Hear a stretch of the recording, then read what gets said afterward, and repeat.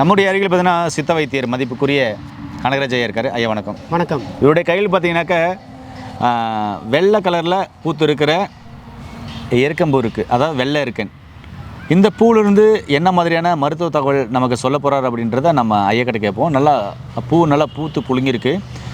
இது நிறைய கடைகளில் திஷ்டிக்கு வைப்பாங்க, நிறைய பூக்கடைகளில் காய் கடைகளில் திஷ்டிக்கு சொல்லி வைப்பாங்க, ஹோட்டல்களில் எல்லா இடத்துலையும் திஷ்டிக்கு சொல்லி வைக்கிறத நம்ம பார்த்துருக்கோம். இது சாப்பிட்டாக்க விஷம்னு சொல்கிறாங்க.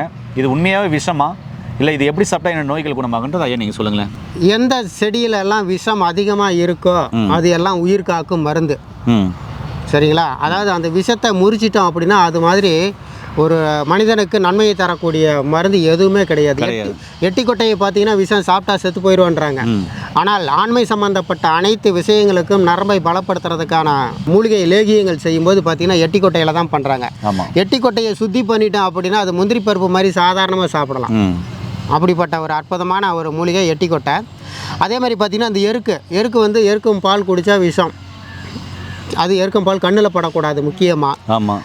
இந்த எருக்கு பூ பார்த்திங்க அப்படின்னா இதிலேருந்து நிறைய விஷயங்கள் நமக்கு இருக்குது. இதில் பார்த்திங்கன்னா இதில் தான் வந்து ஆஸ்துமாவுக்கு இந்த சுவாசம் சார்ந்த விஷயத்துக்கு வந்து பார்த்திங்கன்னா ஒரு மாத்திரை தயார் பண்ணுறாங்க. சுவாச குடோரி அப்படின்ற மாத்திரை வந்து இந்த எருக்கம் பூவில் இருந்து தான் தயார் பண்ணுறாங்க.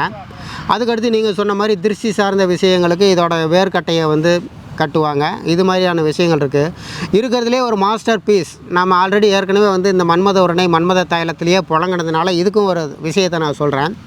இந்த பூ மட்டும் நம்ம எடுத்துக்கணும். இந்த இதெல்லாம் எடுத்துக்கணும். இந்த உள்ளே இருக்கக்கூடிய பூ மட்டும் எடுத்துக்கணும். இதில் வந்து தேன் இருக்குது, இதை சுவைக்கலாம், டேஸ்ட்டாக இருக்கும். ஆமாம், சாப்பிட்ருக்கோம். தேன் இருக்கும் இந்த பூ. ஆமாம், இந்த பூவை மட்டும் நம்ம எடுத்துக்கணும். இந்த பூ வந்து ஒரு கைப்பிடி அளவுக்கு எடுத்துக்கணும். 1 லிட்டர் நாட்டு மாட்டு பால், நாட்டு மாட்டு பாலோட வந்து இந்த பூவை வந்து உள்ளே இருக்கக்கூடிய இந்த பூவை மட்டும் போட்டு நல்லா சுட வைக்கணும். சுட வச்ச பிறகு என்ன பண்ணணும்னா நம்ம தயிருக்கு புரை ஊற்றுறோம் பார்த்தீங்களா, அது மாதிரி தயிருக்கு புரை ஊற்றுற மாதிரி அதில் கொஞ்சம் தயிரை ஊற்றி புரை ஊற்றிட்டு அடுத்த நாள் வந்து அந்த தயிரை வந்து சிலுப்பி அந்த வெண்ணெயை மட்டும் எடுக்கணும். அந்த வெண்ணெயை எடுத்துட்டு அது ஆண்களுக்கு பார்த்தீங்க அப்படின்னா இந்த விந்து முந்துதல் அப்படின்னு சொல்லுவாங்க, அல்லது வந்து இந்த விரைப்புத்தன்மை குறைவாக இருக்குன்னு சொல்லுவாங்க. அப்படிப்பட்ட ஆண்கள் பார்த்தீங்க அப்படின்னா இந்த வெண்ணெயை, இந்த வெள்ளருக்கம் பூவில் செஞ்ச வெண்ணெயை தடவிக்கிட்டு அவங்க வந்து மனைவியோட ஒன்று சேரும்போது அவங்களுக்கு தேவையான ஆற்றல், அந்த நரம்பு மண்டலங்கள் வந்து நல்ல பலமாகும், அவங்களுக்கு தேவையான அந்த போக சக்தி நீடிக்கும். அப்படிப்பட்ட ஒரு அற்புதமான ஒரு மருத்துவம் வந்து இந்த வெள்ளருக்கம் பூவில் இருக்குது. இதை பற்றி நீங்களும் ஒரு 4 வார்த்தை சொல்லலாம். கண்டிப்பாக. நேரில் பார்த்தீங்கன்னா இதுதான் வெள்ளை இருக்கும் பூன்னு சொல்லுவாங்க. இது வந்து இந்த பூ பார்த்தீங்கன்னாக்கா சமளவும் மிளகு சமளவும் எடுத்து இதை அரைச்சி நிழலில் குட்டி குட்டியாக, அதாவது மிளகு சைஸுக்கு நல்லா உருட்டி நிழல் காய வைப்பாங்க. ஆனால் இது சுற்றி பண்ணணும். சுற்றி பண்ணி காய வச்சு இது சளிக்கு மருந்தாக கொடுக்குறாங்க. இது ரொம்ப ரொம்ப அற்புதமாக வேலை செய்யும். இதுதான் சுவாச குடரின்னு இன்றைக்கி பார்த்தீங்கன்னாக்கா சித்த மருத்துவத்தில் நிறைய பேர் பயன்படுத்திட்டு வராங்க. ரொம்ப அற்புதமான ஒரு மருத்துவம் கூட. ஆனால் இதனுடைய இலைகளை எடுத்து என்ன பண்ணோம் அப்படின்னு சொன்னால் ஆயில் காய்ச்சி வலி உள்ள இடங்களுக்கு தேய்க்கும் போது இந்த வலி சார்ந்த பிரச்சனைகள் சரியாகும். வீக்கமாக இருக்குது அப்படின்னு சொன்னால் அந்த இலையை அடுப்பு மேலே வச்சு அந்த வீக்கங்கிற இடத்துல நம்ம கட்டிட்டு வரும்போது பார்த்தீங்கன்னாக்கா அந்த வீக்கம் சார்ந்த பிரச்சனைகளும் சரியாகும். ஒரு இதெல்லாம் கிடைக்கலைங்க ஐயா, இது நீங்கள் சொல்கிறது எனக்கு பயமாக இருக்குது, இது எனக்கு செய்முறை செய்ய தெரியாது அப்படின்றவங்க உண்மையாக செய்ய தெரியாது. மருத்துவ ஆலோசனை படி தான் எடுக்கணும். இது நீங்களாக சுயமாக எப்போயுமே செஞ்சிடக்கூடாது. ஏன்னா இதில் பாய்சன் இருக்கிறதுனால இதை சுத்தம் பண்ணணும்.